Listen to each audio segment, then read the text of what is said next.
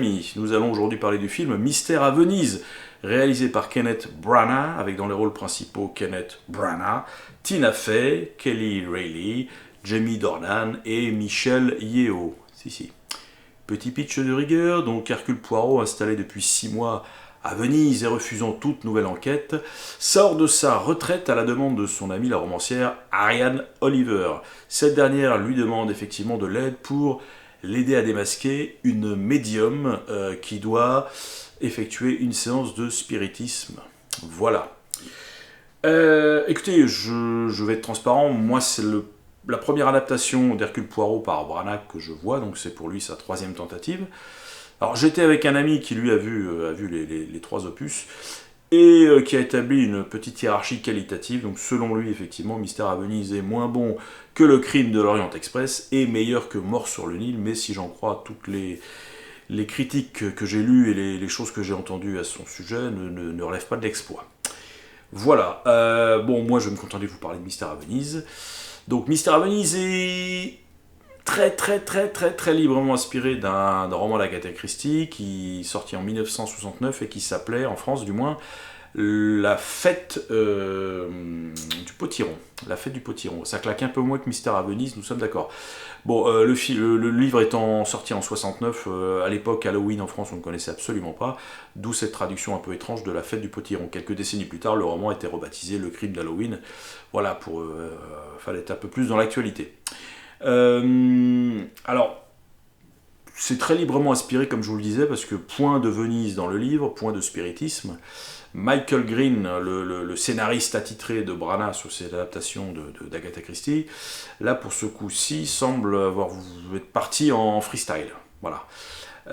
Avec comme ambition, une ambition intéressante sur le papier en tout cas, celle de confronter le limier pragmatique à l'élément surnaturel.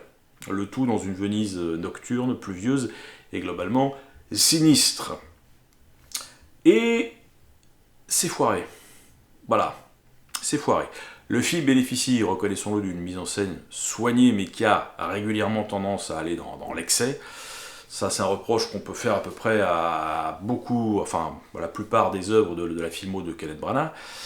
Et le film ne fonctionne pas, quoi, voilà. Et du tout, jamais. C'est-à-dire qu'il ne fonctionne pas en tant que film autonome, mais il ne fonctionne pas en tant que film consacré à Hercule Poirot.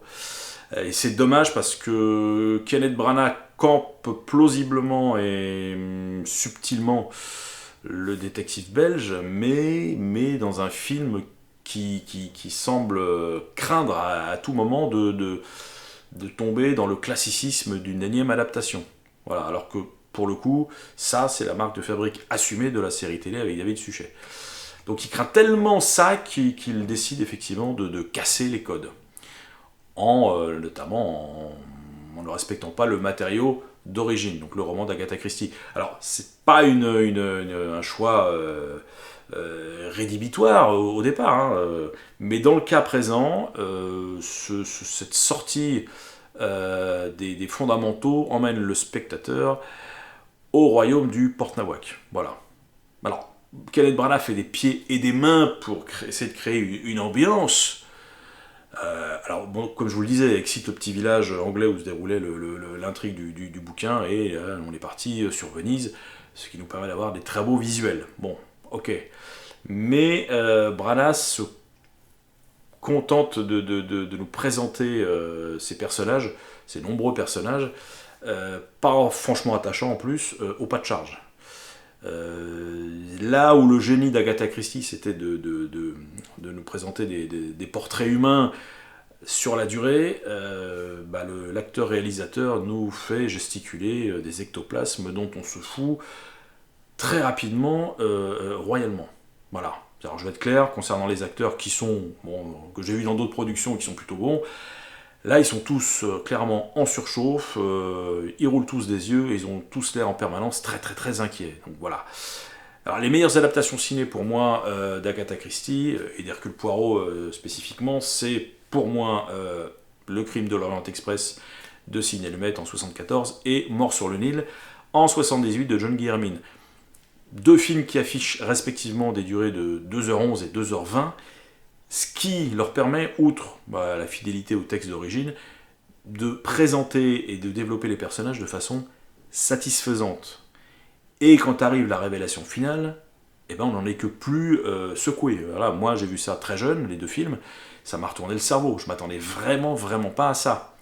Mais c'est lié aussi au fait que j'avais passé du temps avec ces personnages. Et voilà, ça donnait vraiment beaucoup de poids à la résolution de l'intrigue, surtout pour le crime de l'Orient Express, pour ceux qui l'ont vu. Alors le tout est devenu au fil des années une formule ultra codifiée, comme peut l'être par exemple la saga James Bond. On adore, on y retourne, quitte à avoir parfois l'impression de voir et revoir le même film, et c'est pas bien grave. Alors Kenneth Branagh, on va dire qu'il respecte au minimum syndical ce cahier des charges, donc à savoir pléthore de suspects et résolution finale de l'intrigue par Hercule Poirot. Résolution d'ailleurs qui est menée également à toute berzingue dans le film. Mais il est tellement omnubilé par l'idée qu'il se fait de ce que doit être un long métrage de cinéma, qu'il en fait des caisses. Des caisses. C'est peut-être ça, je pense qu'il est peut-être là le problème, Kenneth Branagh, voilà. C'est un ancien théâtreux pour qui le cinéma doit être l'antithèse absolue du théâtre filmé, et doit vomir de façon absolue son essence de grand spectacle sur l'écran. Voilà, c'est la vision de Kenneth Branagh du cinéma. Alors, souvent, malheureusement, ça le fait tomber dans la grandiloquence. Il suffit de jeter un œil sur son Frankenstein, tellement too much qu'il en devient jouissif. Le pire, c'est que c'est un film que j'aime bien, mais alors, effectivement, voilà, il en fait des tonnes. Et de la grandiloquence au ridicule, il y a souvent qu'un tout petit pas. Voilà. Mystère à Venise, à force de tirer sur les cordes d'un train, d'un vieux train fantôme de fête à neuneux, finit par cocher toutes les cases du trop-plein et s'enfonce inexorablement dans la lagune. Voilà, c'est bien simple. On ne croit pas une seconde de ce qui se passe à l'écran. Jamais. Donc je pense que Kenneth Branagh, malheureusement, est tombé dans le piège classique. Il a voulu plaire à tous les publics, donc il garde le nom d'Hercule Poirot pour faire venir le public un peu âgé. Il diffuse une bande-annonce qui distille beaucoup d'éléments fantastiques pour faire venir peut-être les amoureux du genre, et il comprime son film pour qu'il ne fasse pas une durée trop longue. Voilà, il fait 1h43 pour ne pas effrayer les jeunes. Voilà, et résultat des courses, évidemment, une fois de plus, on a une tambouille qui ne donnera du plaisir à personne. Voilà.